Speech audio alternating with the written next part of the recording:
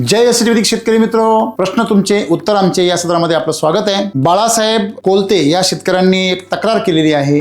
त्यांनी त्यांच्या मनातलं दुःख व्यक्त केलेलं आहे की शेतकऱ्यांना कोण लुटत नाही, असा प्राणी या जगात सुद्धा असेल तर सांगा। ज्याप्रमाणे ऊसाला ज्या चुट्ट्या असतात त्यांना मुंग्या लागतात, जो पण त्याच्यामध्ये रस आहे, रस संपला की त्या मुंग्या सुद्धा तिथून बाजूला होतात। मित्रांनो, तसं तुमचं जे म्हणणं आहे की शेतकऱ्यांना सर्वच जण लुटतात, मित्र असं म्हणेल लुटतात म्हणण्यापेक्षा फसवतात। का बरं? कारण शेतकऱ्याच्या जमिनीमध्ये जो सेंद्रिय कर्ब नावाची जी संपत्ती आहे, ती संपत्ती जोपर्यंत आहे तेव्हा शेतकरी या जमिनीमधून अमृत निर्माण करतो आणि ते अमृत आहार घेण्यासाठी सगळेजण त्याचं शोषण करतात। मित्रांनो, पण याला कारणीभूत आपण शेतकरीच आहोत। कारण त्यांच्या नादाला लागून केमिकल असेल, जैविक असेल, इतर सर्व गोष्टींमध्ये आपण त्यांच्या नादाला लागून आपण आपल्या जमिनीतली सेंद्रिय कर्बाचा खजिना आपण लुटत असतो आणि त्या ठिकाणी असलेले गांडूळ, त्या ठिकाणी असलेले जीवाणू, त्या ठिकाणी असलेल्या ज्या मित्रबुरशा, मायक्रोरायझा सारख्या यांना आपण उपासमार करतो आणि त्याची भरपाई आपण, ते आपल्यावर उपकार करतात आणि आपण त्यांच्यावरती केमिकलचा मारा करून, औषधांचा, रासायनिक विषारी औषधांचा मारा करून ते आपण त्यांना नायनाट करण्याचा प्रयत्न करतो,